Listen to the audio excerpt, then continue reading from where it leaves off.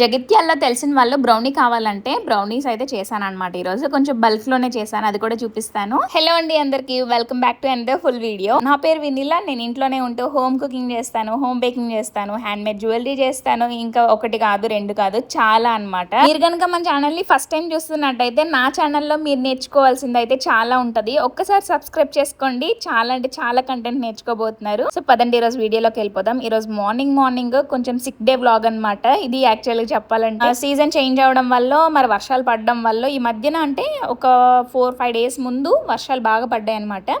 మరి water change అవ్వడం వల్ల అనుకుంటా కొంచెం జలుబు అయితే బాగా వచ్చేసింది అనమాట. అస్సలు అంటే కళ్ళు అయితే మాత్రం బాగా ఎర్రగా అయిపోయాయి. మోక్షకైతే ఈరోజు లంచ్ ఏం కట్టలేదండి. మార్నింగ్ కొంచెం హడావిడిగా ఎందుకులే లంచ్ కట్టడం. ఈరోజు పప్పుచారు కదా, పప్పుచారు కొంచెం టైం పడుతుంది కాబట్టి స్కూల్ కూడా దగ్గరే కదా మోక్షది, ఇంకా వాకబుల్ డిస్టెన్సే కాబట్టి ఇంకా వంట అంతా అయిపోయిన తర్వాత ఇలా నేనే ఇస్తుంటాను అప్పుడప్పుడు. ఈ రెసిపీకి అయితే ఒక స్టోరీ ఉందండి. ఒక యాక్టర్ తన యూట్యూబ్ ఛానల్లో ఈ రెసిపీ పెట్టారనమాట. వాళ్ళ పేరెంట్స్ నుంచి వచ్చిన రెసిపీ అంటే ఇది. సో అప్పుడు నేను ఒక 5 years బ్యాక్ ఆ ఛానల్ ఎప్పుడు కూడా కంటిన్యూగా ఇప్పటికీ కూడా ఫాలో అవుతూ ఉంటాను.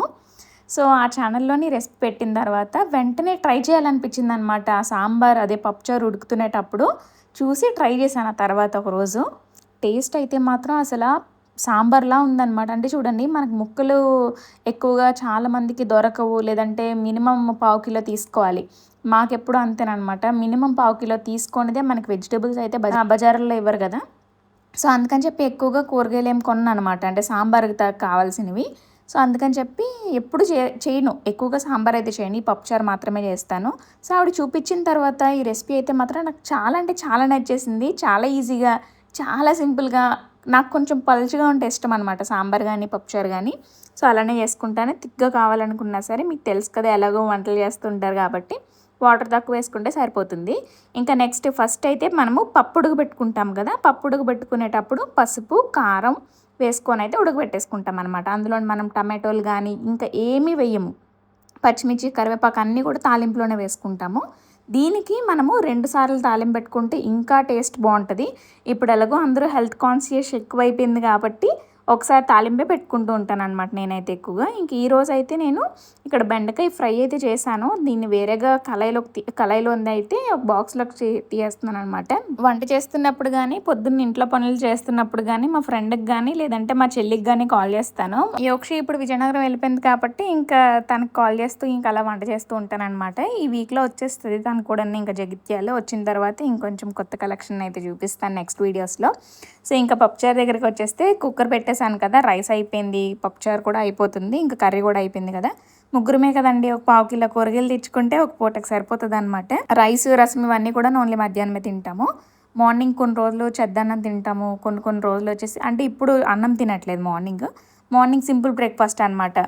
ఓట్స్ కానీ, దోశలు కానీ, అది కూడా రైస్ కాకుండా, రైస్ ఏమీ వాడకుండా మార్నింగ్ బ్రేక్ఫాస్ట్కి బ్రెడ్తోని హోల్ వీట్ కానీ, మల్టీగ్రెయిన్ కానీ బ్రెడ్స్ అవి తినేస్తున్నాం అనమాట. Boiled eggs or omelette. So ఇంకా నైట్ ఎప్పుడు కూడా టిఫిన్ అనమాట. ఏదర్ దోశ, ఇడ్లీ, లేదంటే కొన్నిసార్లు weekly 2 times or weekly once అయినా సరే బయట తెచ్చేసుకుంటాము. అది కూడా ఎక్కువగా ఇడ్లీ తీసుకొని వస్తాం అనమాట. అండ్ నెక్స్ట్ ఇప్పుడు పప్పుచారు ప్రాసెస్కి వెళ్ళిపోతే ఫస్ట్ అయితే మంచిగా తాలింపు కోసం ఆయిల్ వేసుకోండి. మీరు ఏ ఆయిల్ అయినా సరే వాడుకోవచ్చు. నెయ్యి వేసుకుంటే ఇంకా స్మెల్ బాగుంటుంది. ఆవాలు, జీలకర్ర వేసుకున్న తర్వాత పచ్చిమిర్చి అనమాట. నేను ఇక్కడ చాలా తక్కువ పచ్చిమిర్చి వాడుతున్నాను, ఎందుకంటే నాకు జలుబు కదా. సో మీరు చాలా ఎక్కువ పచ్చిమిర్చి యాడ్ చేసుకోండి, ఎందుకంటే మీకు కారం అనేది పచ్చిమిర్చి నుంచే వస్తుంది అనమాట. ఇంకా పచ్చిమిర్చి నుంచి వచ్చిన ఫ్లేవర్ చాలా బాగుంటుంది. పచ్చిమిర్చి తర్వాత కొంచెం ఉల్లిపాయలు, టమాటోలు అన్నీ కూడా నేను స్లైసెస్ లాగా మాత్రమే కట్ చేసుకోవాలి. ఎలా చెప్తున్నాను అలాగే చేయండి, చాలా టేస్టీగా ఉంటుంది. ఇప్పుడు పచ్చిమిర్చి, ఉల్లిపాయలు వేసుకున్న తర్వాత ఉల్లిపాయలు జస్ట్ లైట్గా మగ్గాలన్నమాట, మరీ ఎక్కువగా ఏం అవసరం లేదు. తర్వాత టమాటాలు చూస్తున్నారా మెత్తగా అయిపోయిన తర్వాత కరివేపాకు, తెల్లుల్లి అనమాట మెయిన్. సో అల్లం వెల్లుల్లి పేస్ట్లు గట్టన్నా ఇలాంటి పప్పుల్లోని, పప్పుచారుల్లోని గట్రా వేయద్దు. తెల్లుల్లి వేస్తేనే ఫ్లేవర్ చాలా బాగుంటుంది. అది కూడా తెల్లుల్లి తొక్కలతోనే దంచి వేయండి. నాకు ఎందుకో తొక్కతో వేస్తేనే మంచి ఫ్లేవర్ వచ్చినట్టు అనిపిస్తుంది అనమాట. ఇప్పుడు తెల్లుల్లిని దంచి వేసామనుకోండి, తొక్క తీసేసి, అది అల్లం తెల్లుల్లి పేస్ట్ టైపే నాకు అనిపించేస్తుంది. ఇంకా నాకు తెల్లుల్లి తర్వాత కొంచెం ఎండుమిర్చి అయితే వేసుకున్నాను.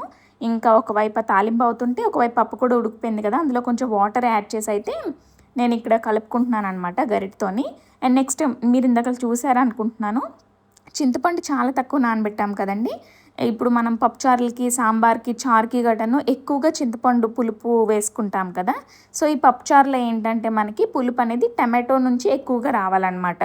సో దాన్ని బట్టి ఇప్పుడు నేను చేస్తున్న ఈ పప్పుచారు అనేది ఒక 5 to 6 మెంబర్స్కి అయితే ఒక పూటకి సరిపోతుంది అనమాట. సో దానికి నేను ఎన్ని తీసుకున్నాను, మీడియం సైజ్ టమాటోస్ 3 తీసుకున్నాను అనమాట. అదే బిగ్ సైజ్ అనుకోండి 2 తీసుకుంటారు, స్లైసెస్లా కట్ చేసుకొని వేసుకుంటారు. తాలింపు అంతా కూడా మంచిగా అయిపోయిన తర్వాత పప్పు కూడాను మెత్తగా ఉండాలన్నమాట. అసలు పలుకులాగా అస్సలు ఉండకూడదు. మంచిగా పప్పు గుత్తితో కానీ గరిటెతో కానీ మంచిగా కలిపేసుకొని, ఇంకా చింతపండు రసం కూడా చాలా తక్కువ వేసుకోవాలి. చింతపండు చాలా తక్కువ నానబెట్టుకోండి, ఎందుకంటే చింతపండు నుంచి వచ్చిన పులుపు కంటే చెప్పాను కదా టమాటో నుంచే రావాలి. అండ్ నెక్స్ట్ పసుపు కానీ కారం కానీ తాలింపులోనే ఏమీ యాడ్ చేయొద్దు. పప్పు ఉడకబెట్టుకుంటున్నప్పుడే మీరు అవన్నీ కూడా యాడ్ చేసుకోవాలి. కారం మీరు తినే బట్టి పచ్చిమిర్చి ఇంకా కారం అనేది యాడ్ చేసుకోండి.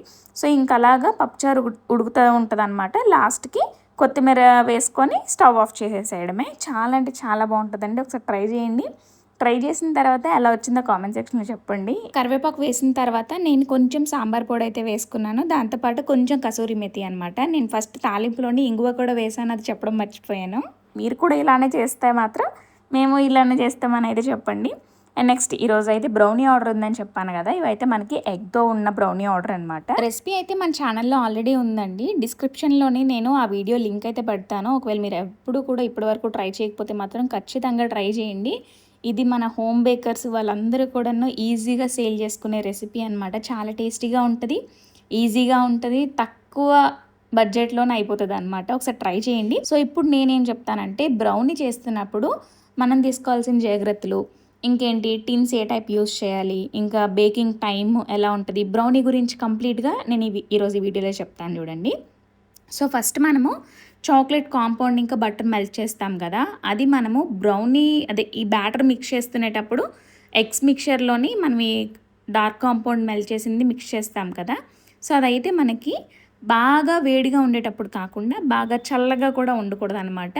అంటే గోరువెచ్చగా ఉండేటప్పుడు మనం ఈ మిక్చర్లో కలుపుకుంటే బ్రౌనీ అనేది క్రింకిల్ టాప్ అయితే వస్తుంది అనమాట. టెంపరేచర్ అండ్ టైమింగ్ విషయానికి వస్తే 170, 180 ఈ 2 టెంపరేచర్స్లోనే మనం ఎక్కువగా బ్రౌనీ అయితే బేక్ చేస్తూ ఉంటాము. ఏ ఐటమ్ బేక్ చేసినా సరే బోత్ రాడ్స్ అయితే ఆన్ చేసుకోవాలి. ఫ్యాన్ మోడ్ ఉన్నట్టయితే ఫ్యాన్ మోడ్ కూడా ఆన్ చేసుకోండి. ఇంకా టైమింగ్ విషయానికి వస్తే మీరు తీసుకునే క్వాంటిటీని బట్టి 1/2 కిలోని 7 inches టిన్లో తీసుకుంటే 20 minutes అనమాట. 1/2 kg బేక్ అవ్వాలి అనుకున్నారనుకోండి, మీరు 9 inches టిన్ తీసుకుంటే ఈజీగా 30 minutesలో అయితే బేక్ అయిపోతుంది. అదే మీరు 8 inches టిన్ తీసుకున్నారనుకోండి 1/2 kg బ్రౌనీ చేయడానికి దగ్గర 35 to 40 minutes పడుతుంది అనమాట. మీరు బ్యాటర్ని టిన్లో కంప్రెస్ చేశారనుకోండి బేకింగ్ టైం అనేది పెరిగిపోతుంది అనమాట. అది బ్రౌనీకే కాదు కేక్స్ కూడా సేమ్ అంతే. ఇప్పుడు టిన్స్ వచ్చేసి నేను ఇక్కడ అల్యూమినియం టిన్స్ వాడతాను. స్క్వేర్ టిన్ అయితే మాత్రం చాలా బాగుంటుంది. ఎడ్జ్లో చూస్తున్నారా షార్ప్గా ఉండాలి. ఇలా ఉంటే మాత్రం మనకి బ్రౌనీస్ అయితే షార్ప్ ఎడ్జ్ తోటి మంచిగా బాగుంటాయి అన్నమాట. షేప్ మీరు సర్కిల్ టిన్లో కూడా చేసుకోవచ్చు, కాకపోతే మీరు కట్ చేసుకొని సేల్ చేయడానికి అంత కంఫర్ట్ ఉండదన్నమాట. సో అందుకని చెప్పి ఈ షార్ప్గా ఉండే స్క్వేర్ టిన్స్ తీసుకోండి, కొంచెం వెయిట్ ఎక్కువగా ఉండేవి తీసుకోండి. ఎందుకంటే మీరు ఒకసారి తీసుకున్నారంటే లైఫ్ లాంగ్ ఉండిపోతాయి అన్నమాట. ఇవి విరిగిపోవడం కానీ అలా ఏమీ జరగదు, కొంచెం హెవీ టిన్స్ అయితే. అండ్ నెక్స్ట్ బ్రౌనీ చేసేటప్పుడు ఖచ్చితంగా బటర్ పేపర్ మాత్రం వేసుకోవాలి. నార్మల్ కేక్స్లా కాదు ఇది. సో ఎందుకంటే మనం డార్క్ కాంపౌండ్ వాడతాం కాబట్టి హార్డ్ అయిపోతుంది అనమాట. టిన్నికి తగిలి ఆ టిన్నికి ఉన్న వేడికి దానికి దీనికి టచ్ అయ్యి కొంచెం హార్డ్ అయ్యి అక్కడ కూడా కొంచెం ఎక్కువ ఓవర్ బేక్ అయిపోతుంది. సో బటర్ పేపర్ ఉందనుకోండి, దానికి దీనికి మధ్యలోని బటర్ పేపర్ ఉంటే బాగుంటుంది అనమాట. సో చుట్టూ కూడాను మనం కేక్స్కి కొన్నిసార్లు ఏం చేస్తాము, కింద లైనర్ మాత్రం లాగే చేస్తాం. సో అలా కాదు, బ్రౌనీకి మొత్తం చుట్టూ 4 sides కూడాను కవర్ చేయాలి, కింద కూడా కవర్ చేసుకోవాలి. అండ్ నెక్స్ట్ ఇంకొకటి ఏంటంటే, బ్రౌనీ కట్ చేసుకునేటప్పుడు వేడిగా ఉన్నప్పుడు మాత్రం అస్సలు కట్ చేయకూడదు. ఎగ్లెస్ అయితే మాత్రం ఇంకా కొంచెం రిస్క్ అనమాట. కేక్స్ అయినా సరే బ్రౌనీస్ అయినా సరే ఏవైనా ఎగ్లెస్ అనేది కొంచెం అవి స్పెషల్ అనమాట, స్పెషల్ ఐటమ్స్. సో వాటి గురించి నేను నెక్స్ట్ వీడియోస్లో చెప్తాను. కట్ చేసేటప్పుడు మాత్రం కొంచెం హీట్ ఉన్నా పర్వాలేదు, అంటే గోరువెచ్చగా ఉండాలన్నమాట. అంటే వేడి గురించి చెప్తున్నాను. కట్ చేసేటప్పుడు మాత్రం ఇలా జిగ్జాగ్ ప్యాటర్న్లో కట్ చేయకుండా ఇలా కట్ చేసి వెంటనే లిఫ్ట్ చేయాలన్నమాట. మనం దేంతో అయితే కట్ చేస్తున్నామో దాన్ని ఇప్పుడు నేను చూస్తున్నారు కదా స్క్రాపర్తో కట్ చేస్తున్నాను. దీంతో అయితే నాకు బాగా అలవాటు అయిపోయింది. ఒకవేళ మీ బటర్ పేపర్కి కనుక బ్రౌనీ అంటుకున్నట్టయితే మాత్రం అప్పుడే కట్ చేయొద్దు. అండ్ నెక్స్ట్ ఇప్పుడు మనం చేసే ఈ రెసిపీ యొక్క షెల్ఫ్ లైఫ్ వచ్చేసి మనము 1 వీక్ వరకు స్టోర్ చేసుకోవచ్చు అండి. ఫ్రిడ్జ్లో అయితే మాత్రం 10 డేస్ వరకు స్టోర్ చేసుకోవచ్చు. ఫ్రిడ్జ్లో పెట్టుకున్నారనుకోండి మీరు బ్రౌనీని, తినే ముందు ఒక్కసారి మైక్రోవేవ్లో కానీ ఎయిర్ ఫ్రైయర్లో కానీ స్టవ్ మీద కూడా రీహీట్ చేసుకోవచ్చు అనమాట. సో మీరు కస్టమర్స్కి ఇచ్చేటప్పుడు కూడా సేమ్ ఇదే చెప్పుకోండి. ఎందుకంటే షెల్ఫ్ లైఫ్ కూడా వాళ్ళు కొంతమంది అడుగుతుంటారు, కొంతమంది ఎక్కువగా ఉంటేనే తీసుకుంటారు కాబట్టి అదొకటి. ఇంకా బ్రౌనీలోని మనము ఎగ్ అనేది ఎక్కువగా అంటే ఫోమీగా వచ్చేటంత వరకు బీట్ చేయాల్సిన అవసరం అయితే లేదు. జస్ట్ నార్మల్గా విస్కర్తో కలుపుకుంటే సరిపోతుందన్నమాట. సో బ్రౌనీ బిజినెస్ స్టార్ట్ చేయాలనుకుంటే మాత్రం ఈజీగా స్టార్ట్ చేసుకోవచ్చు. బీటర్ అయితే అవసరం లేదు. బ్రౌనీ గురించి చాలా చెప్పేశాను కదా, అదైతే ఫాలో అయిపోండి, చాలా బాగుంటుంది. ఇంకా ఈవినింగ్ అయితే మా వారు ఆఫీస్ నుంచి వచ్చే ముందే నేను మోక్ష అయితే ఇలా పార్క్ వెళ్ళిపోయామన్నమాట. జగిత్యాలలో మా ఇంటి దగ్గరలోనే పార్క్ ఉంది. సో అన్నీ ఇంటికి దగ్గరలోనే అంటున్నావు, ఎక్కడ ఉంటున్నావు అక్క అని అంటారా? సో అదేం లేదులేండి. ఇంటికి అంటే మేము సెంటర్లో ఉంటున్నాం అనమాట, అన్నిటికీ దగ్గరే, పెద్దగా ఏం ప్రాబ్లం లేదు. అండ్ నెక్స్ట్ ఇప్పుడు వెనీలా ఎసెన్స్ అయిపోయింది అనమాట ఇంటి దగ్గర. సో అందుకని చెప్పి అదైతే తీసుకుంటున్నాను. ఇక్కడ నేను జగిత్యాలలోనే తీసుకుంటున్నాను మ్యాక్సిమం. కొంచెం రా మెటీరియల్ అంతా కూడా, డెకరేటివ్ మెటీరియల్ అంతా కూడాను నేను బయట నుంచి అయితే తెప్పించుకుంటున్నాను. ఆల్రెడీ 6 మంత్స్ అయింది మనం కేక్ బిజినెస్ ఆపేసి. దీని గురించి అప్డేట్స్ అయితే, కొత్త అప్డేట్స్ నెక్స్ట్ వీడియోస్లో చెప్తాను. ఇంకా పార్క్ నుంచి ఇంటికి వచ్చేసిన తర్వాత మోక్ష కొంచెం ఫ్రెష్ అయిపోతుంది అనమాట. నైట్ డిన్నర్ ప్రిపరేషన్స్ ఇంకా రొటీన్ స్టార్ట్ అవుద్ది అనమాట. వీడియోని ఇప్పటి వరకు చూసారంటే మాత్రం ఖచ్చితంగా మీకు నచ్చే ఉంటుంది. నచ్చితే మాత్రం లైక్ చేసి మన ఛానల్ని సబ్స్క్రైబ్ చేసుకోండి. ఇంకా మంచి వీడియోస్ తోటి నెక్స్ట్ వీడియోలో కలుస్తాను. బాయ్.